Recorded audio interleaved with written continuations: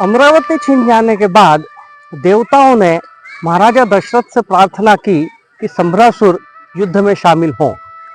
महाराज दशरथ और कैकेयी दोनों संभ्रासुर युद्ध में शामिल हुए और अंततः देवताओं की विजय हुई।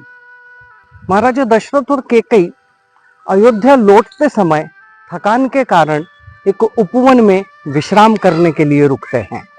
बाली के क्षेत्र में अनाधिकृत प्रवेश करने वाला कौन?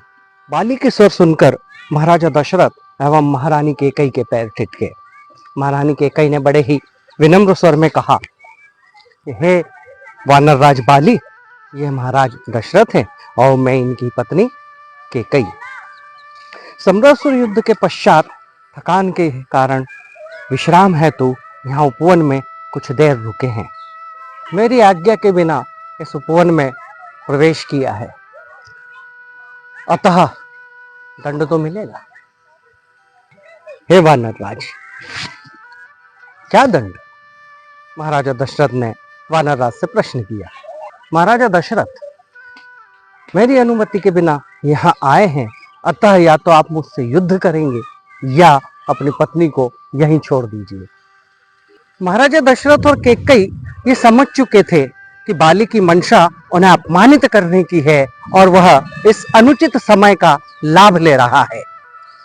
और इस स्थिति को भांपते हुए राजा दशरथ ने अपना मुकुट बाली के सुपुर्द किया और वहां से रानी कैकेयी के साथ रवाना हुए। समय बीतता गया और समय अनुसार भगवान श्री राम का जन्म हुआ। कैकेयी माता के साथ खेलते हुए भगवान श्री राम बड़े हुए। कैकेयी माता ने बातों बातों में भगवान श्री राम को वह घटना भी बताई जिसके अनुसार बाली अयोध्या का राजमुकुट लेकर गया था। समय मानो पर लगाकर उड़ रहा था और समय अनुसार ही कैकेयी ने राजा दशरथ से 2 वचन प्राप्त किए, एक भरत को राजगद्दी और दूसरा भगवान श्री राम को वनवास। वनवास के समय में बाली और सुग्रीव का युद्ध हुआ और बाली अंततः भगवान श्री राम के हाथों मारा गया। बाली ने अपने अंत समय में युवराज अंगद को अपने पास बुलाया और उसे भगवान श्री राम के पास रहने की सलाह देते हुए कहा कि महाराजा दशरथ का राजमुकुट अब रावण के पास है और अब यह अंगद की जवाबदारी है कि वह रावण से यह राजमुकुट प्राप्त कर भगवान श्री राम को सकुशल लौटाए।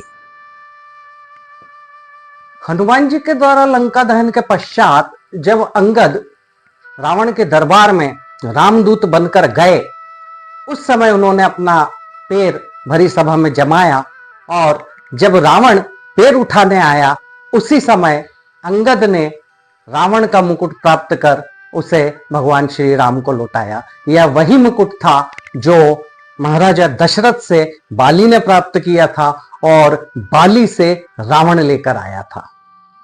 और इस तरह अयोध्या का राजमुकुट वापस अयोध्यापति के पास पहुंच गया था।